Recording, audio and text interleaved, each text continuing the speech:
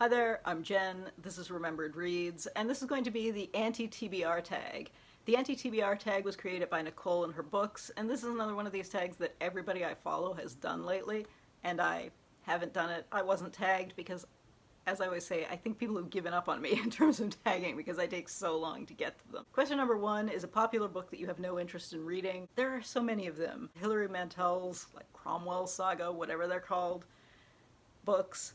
I like historical fiction in a lot of very specific situations. I really enjoy like historiographic metafiction, which is weirder. I really enjoy narrow genre historical fiction, like mysteries or military action type books. But big epic historical sagas just don't interest me in book format.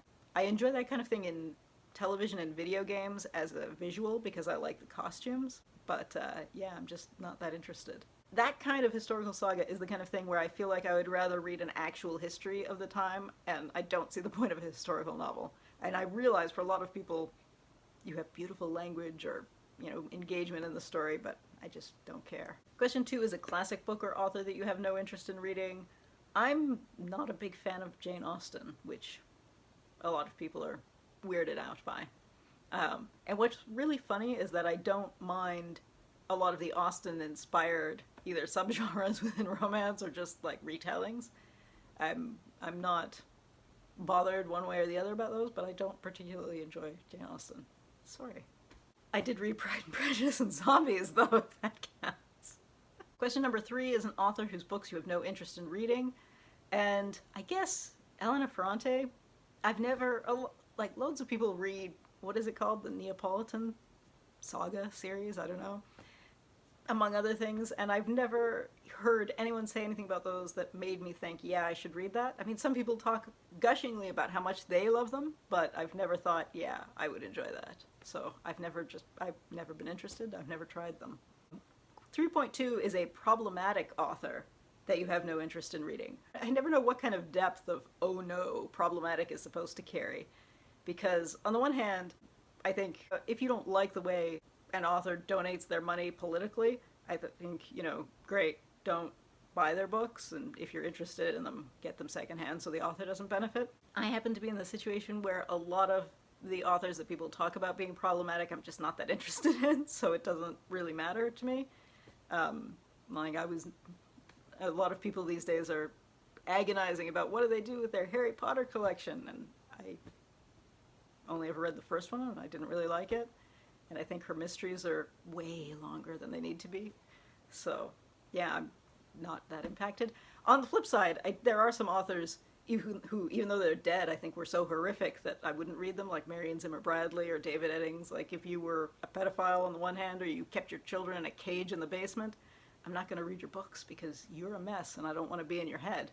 But, I mean, they're dead, and I feel like maybe that goes beyond, and, maybe child abuse goes beyond problematic. I feel like problematic is you disagree with their social views. Question number 4, an author who you have read a couple of books from and then you decided their books were not for you. I am uncertain. Oh, I guess the author, this is tough. I think the author that I read but then I don't think his work holds up is Mark Millar, the comic book writer. He often has a lot of what I would think of as great ideas, so I like the idea of it, and then the execution is not great, or I'm really engaged in it at the moment. Like when his run on The Authority was coming out, which is, it's 20 years ago now, but whatever, I was really into that, and now when I think back on it and reread it, I'm like, this is actually not good. Like, he did Superman Red Sun as well, and I love the concept, but it just doesn't go anywhere that fulfills the promise of the concept.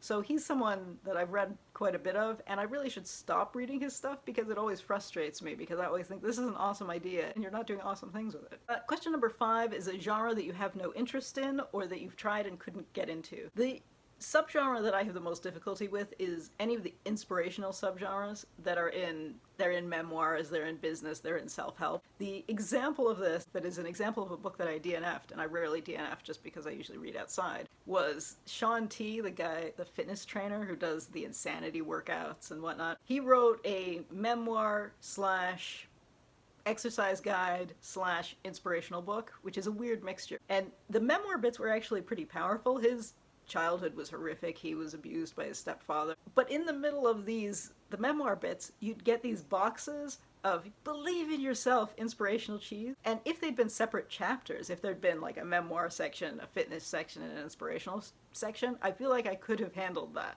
But the inspirational cheese inside the horrific abuse stories, it was too much for me, and it was weird. Question number 6 is a book that you've bought or never read or taken out of the library and returned unread, etc. A book that I've taken out of the library, I think 5 times now, is Ed Young's, I think it's called We Contain Multitudes. It's about microbes.